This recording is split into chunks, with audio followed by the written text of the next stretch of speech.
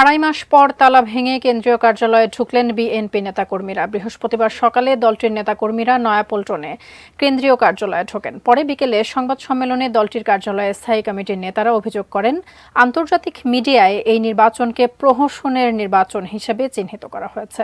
ভাওতা দিয়ে কোনো গণতন্ত্র প্রতিষ্ঠা হতে পারে না বলেও দাবি করেন তারা।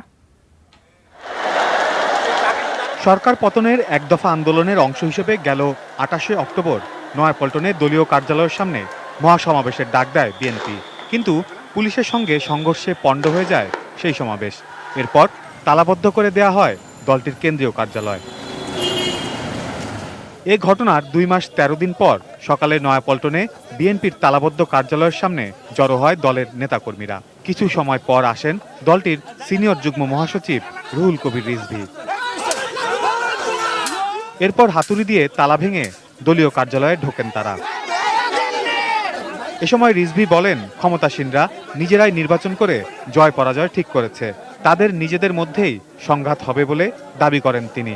আমরা চাবি চাওয়ার পরেও আমাদেরকে চাবি দেওয়া হয়নি, তাই আমরা তালা ভেঙে আমাদের নেতাকর্মীরা সবাই এখানে এসেছেন। বিকেলে দলীয় কার্যালয়ে সংবাদ সম্মেলন করেন দলটির স্থায়ী কমিটির সদস্য আব্দুল মঈন খান সহ অন্যান্যরা। এ সময় বক্তারা বলেন, প্রহসনের নির্বাচনের মধ্য দিয়ে সংসদকে কুক্ষিগত করে নিয়েছে ক্ষমতাসীন আওয়ামী লীগ।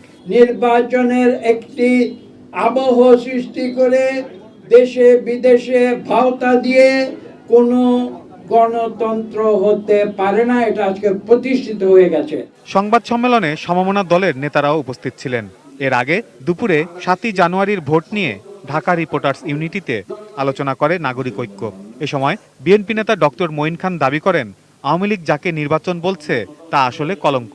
আপনারা বলতে পারেন যে আমরা শতভাগ বিজয় অর্জন করতে পারিনি, সেটা আমি মানব, তো আমাদের পরাজয় হয়েছে সেটা আমি মানব না। Saiful Jewel, ATN news.